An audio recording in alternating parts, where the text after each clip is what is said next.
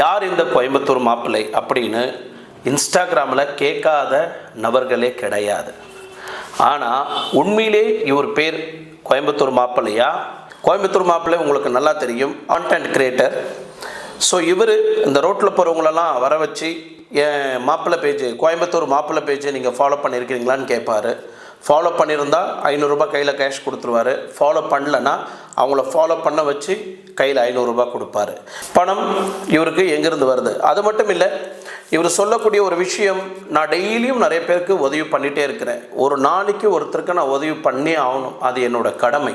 நான் இந்த மாதிரி இல்லாதப்பட்டவங்களுக்கு சாப்பாடு வாங்கி கொடுக்கறதுலேருந்து, துணி வாங்கி கொடுக்கறதுலேருந்து, இந்த மாதிரி தேவையான பொருள்கள் கஷ்டப்படுறவங்களுக்கு நான் உதவி செய்யணும், இல்லைனா என்னால் நிம்மதியாக தூங்க முடியாது அப்படின்னு தன்னைத்தானே மதர் தெரசா மாதிரி தன்னைத்தானே நினச்சிக்கிட்டு அவர் ஏழைங்களுக்கு